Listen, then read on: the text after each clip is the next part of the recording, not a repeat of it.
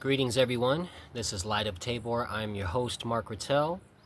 And today, we're going to talk about how we are all in the midst of a huge spiritual battle right now.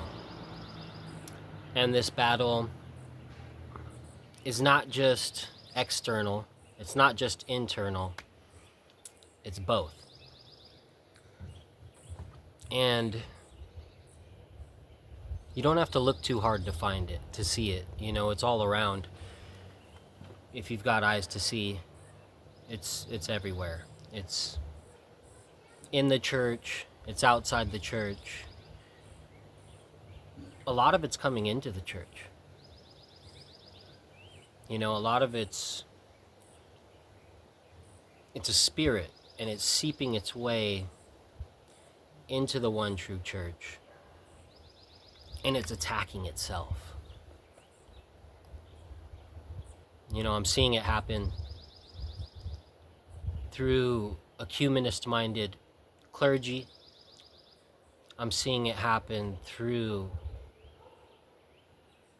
watering down of doctrine. I'm seeing it happen through attacks from people outside the church, Catholics who use these situations that I just mentioned to dunk on the Orthodox, you know, not knowing that this is not coming from the Holy Spirit. This is not coming from the same Spirit that is part of the Holy Trinity. This is a different spirit. This is the spirit of the Antichrist, and it is coming for the church. And it operates through false love, a love without truth. The love is love movement, LGBTQ, this whole minor attracted persons thing, that's their same motto. And there's a reason for that. Those sexual perversions are connected. The first step usually being something more along the lines of LGBT, whatever the heck, and veering off later on usually into something darker. But they're connected, 100%, totally connected. And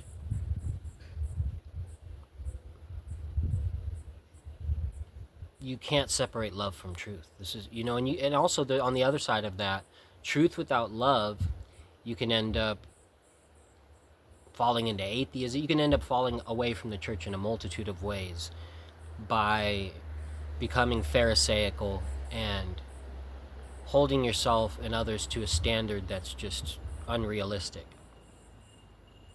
And if it's devoid of love, it's not.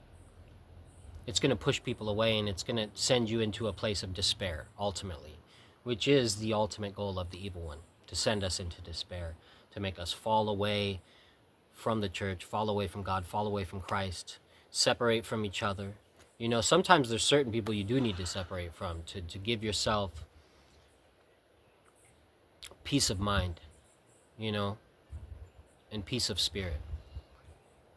The Holy Spirit is the spirit of peace. It is the spirit of truth. And, you know, what does that mean to different people? It doesn't matter what it really means to different people, because the truth isn't relative. It's unchanging. And that's another thing about what's happening in the church right now. You can't change something that's been the way it has been for 2,000 years. You know, you got something that's been one way for 2,000 years. And even before that, you know, the pre-incarnate Logos has always been, as stated in John 1:1, you know. And you think you can start subverting the truth and changing it and melding it and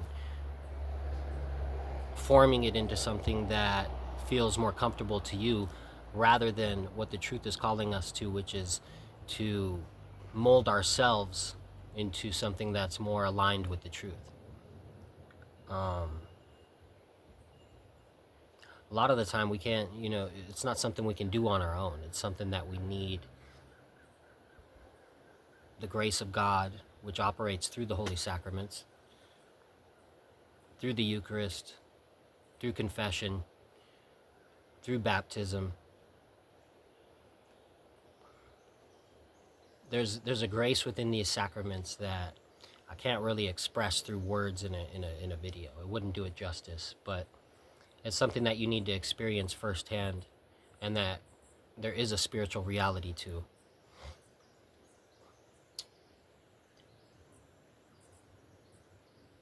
You know, it's an exciting time to be a Christian right now, because a lot of these things that are seen as negative situations, you can shift your perspective to see them as opportunities to stand for truth, to sacrifice yourself for truth, to stand bold in the face of mass deception. You know, if there's a lot of people coming at you from different angles, rising up, as if you ever chant the Psalms, you'll hear a lot of spiritual warfare and things that are promised to us, that there will be persecution. I mean, what happened to Christ? And if you're a follower of Christ, what do you expect what do you think it means to pick up your cross? You think it means it's going to be all bubblegum and rainbows and butterflies, or does that mean that there's going to be opposition from all sides, from all different angles, of all different types? And that's something we should be prepared for. That's something that we should actually be expecting, and that we should learn to see as a blessing. We should learn to see ridicule as a blessing at a certain point. When you know you're aligned with God's will, when you're doing the work of God and you're receiving backlash from people that are operating from a place that's not in alignment with what you read in the lives of the saints, and what the saints stand for, and what the church stands for, and what Christ and the holy apostles stood for, and the apostolic fathers, and so on and so forth. If you're reading the lives of the saints and the words of these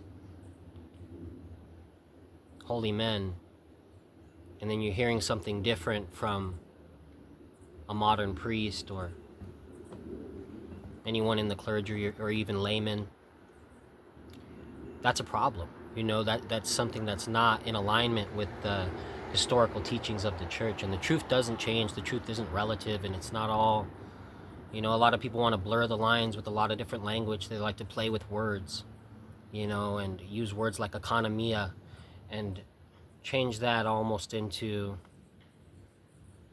the rule, as opposed to a extreme exception under extreme circumstances, right? As that was the way it was originally intended. So we've got to be very careful with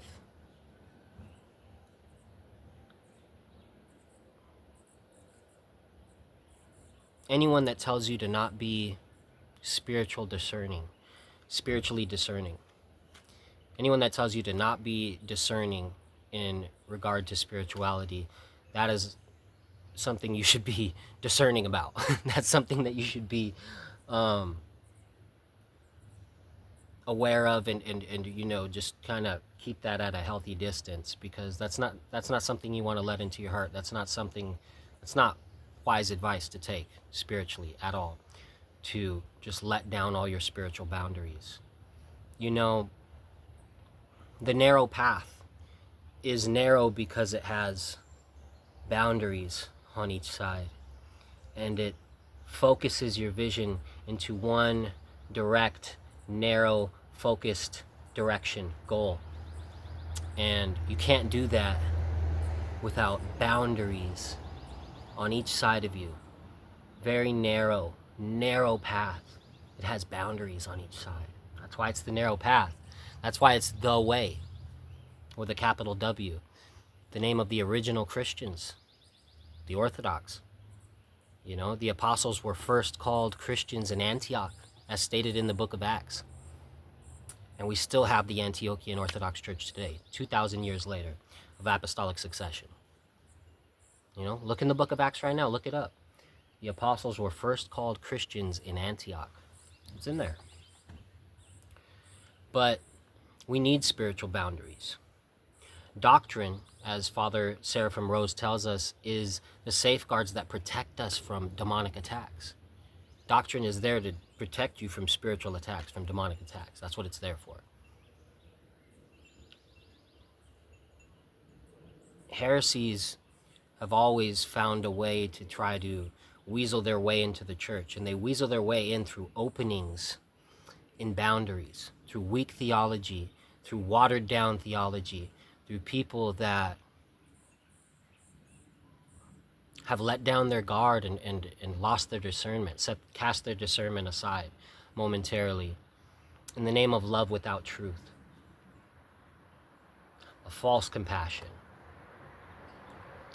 a false love that comes from the Antichrist. Because Christ is the living truth with a capital T. That's what that means. That's what that really means. Think about that. Pray about that, you know? Let that truth into your heart. Combine truth and love in your heart. Christ in your heart. That's truth and love. So be careful of anyone that tells you you don't need spiritual boundaries. Because we do need spiritual boundaries, and the saints are clear, and the scriptures are clear, and Christ is clear. There is one narrow path. I acknowledge one baptism for the remission of sins. There is one church, one true God. God bless y'all.